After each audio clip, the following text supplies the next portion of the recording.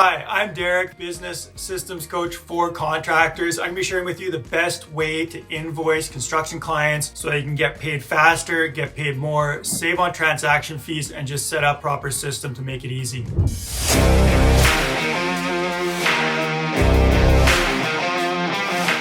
Okay, so before we get started diving into, invoicing construction clients, make sure to give this video a big thumbs, likes up. Really appreciate it. Best way to build out your contracting business and not miss any of the, awesome content and videos is to subscribe to the channel. So make sure you smash that subscribe button and join the channel. So first things we're going to be talking about is payment schedule and terms. Then we're going to be looking at payment methods as well as different ways to get paid faster, set up your, the way that you get paid from clients, your invoicing, the payment processing, all that good stuff. So first topic is going to be payment schedule and terms. And the big thing that you want to keep in mind when invoicing clients is cash flow. Your business needs to maintain cash flow. If you're doing, let's say 2-3 projects and you want to scale to, let's say 6 or 10 projects, you want to double your business over this next year. If you've got a lot of money out for materials, for labor, on other people's projects that you're spending, you can't scale effectively without either, spending a lot of your own money or taking on loans to finance your growth, which is no way to operate a business, and you're going to be overextended and potentially put a lot of risk onto your business. So you want to make sure that you are collecting deposits and invoicing,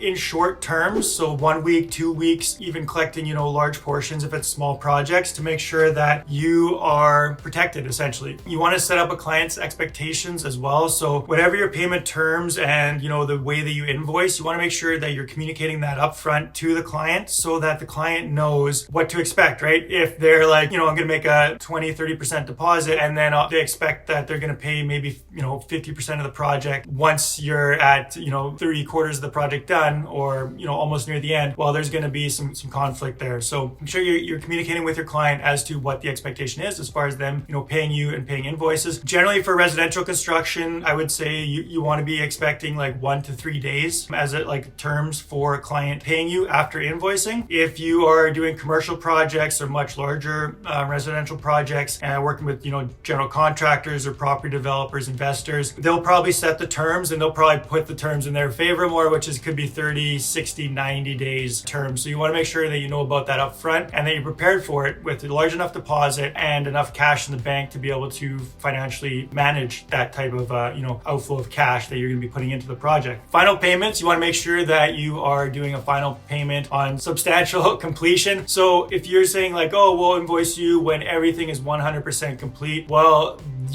those types of projects where things can happen, you're maybe waiting for one last little material that got back order, the finish was wrong or what have you, and that final completion of the last 2-3% of the project can stretch for weeks or a month or two even, depending on the type of project. So you want to make sure that you're able to invoice the client at a substantial completion for the final invoice. Depending on your business and your clients and how you operate, you may have like 5% still owing or what have you, so that the client feels comfortable. But the way that I suggest most business owners would manage their payments is collect a sizable deposit, 20 to 30% of the project upfront as a deposit, and then invoice for the project as you would normally complete it. So when the first 20% of the project is done, invoice for 20% of the project. Hold the deposit as money in the bank, as the funds that you use to buy materials to fund the project. You shouldn't be putting your own money into a client's project, buying materials for their house, for their project. They should have paid for those materials beforehand, and you should have money in the bank with a deposit. As you get to the end, you can use their deposit as payment for the final invoice. I know some contractors who will actually hold the deposit, invoice for the final payment, and then when everything's 100% paid, then they'll return the deposit to the clients. I know a lot of contractors don't necessarily feel comfortable with that, and you've got to check your area because there are rules about client holdback, liens and different things like that it may not even be lawful by the bylaws of your county or your state, province, wherever you are. So you want to check that. But the idea is you have money in the bank and you're not funding clients' projects. All right. So a lot goes into the payments, and just like it seems easy, right? You send an invoice, you collect a payment from clients, but there's so much more to it. I've been through this as well. I can remember multiple instances where either you get busy and you're not watching your books, and maybe you're still doing the invoice and accounting and bookkeeping yourself, or not watching or not getting your bookkeeper to send invoices properly. So you get into a project and you're just making progress. You want to get it done. You want to do a good job for the a client and you realize, oh shit, you've got like 50% of the project into it. You've spent tens, 20s of thousands of dollars possibly on labor and materials, and you need to start collecting payments. And then you send an invoice and the client's, asking about this, asking about that. And it takes weeks to actually, reach, get a proper payment. So that's why this is so important, to be getting paid, quickly, being able to fund your business as it grows, being able to take on, as much work as you possibly can, because your payment terms are affording you the ability to do that because you're not putting out your own money into projects. So second thing we're going to be looking at is payment methods. So this is payment methods for clients, and it could be for trades as well. This goes for trades, paying trades as well. So cash payments, of course, it can be done, but I would suggest not taking cash payments unless you're, building a small deck for a neighbor or something and it's just like whatever, right, on the side, but not suggestible. And definitely you want to be collecting checks, preferably credit cards or some sort of online bank transfer. Nowadays with technology, there's so many options available. Most of your project management software or your bookkeeping software, accounting software is going to have payment processing as part of, built into the system. Utilize that. It makes things a lot easier. You want to be a little bit, checking the fees and make sure you're not overpaying. Like 1 to 3%, in credit card fees or banking fees can add up, especially if you're doing,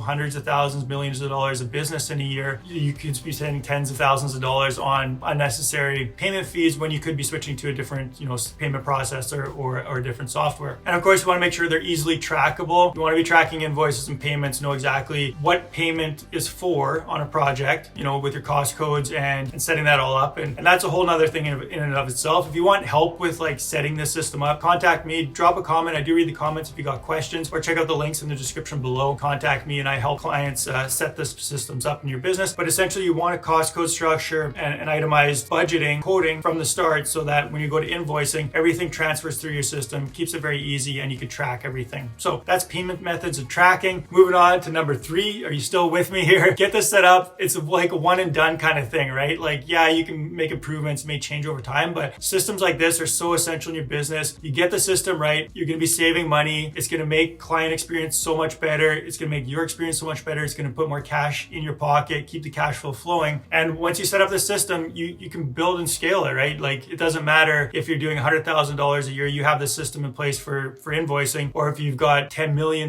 business, your invoicing and system can expand and grow with your business. So number 3, getting paid faster, right? That's what we're talking about. Cash flow, making sure we're invoicing, timely with terms. So how do we get paid faster? Here's a couple of suggestions. Early payment incentive. So if you find that clients are paying late, or if you have like a subscription type service, like, for lawn care or what have you, or maybe gutter cleaning every year, pressure washing, to have an early payment incentive, maybe save 5% or whatever to get people into a subscription quicker and get paid faster. Charge extra, right? If you are concerned about, I don't really want to have to pay, an extra 2 to 3% for credit card fees or bank fees if I use like online processing, 2 to 3%, if it can save you time, generally is going to be worth it. But also you can put that to the client, right? Just to let them know like, hey, in order to collect credit card fees and make everything, keep moving, we do charge an extra 2% for credit card fees. If you use a bank transfer, we charge only 1%, or maybe we don't charge anything. So you can incentivize the type of payment that your client will make by adding extra fees for,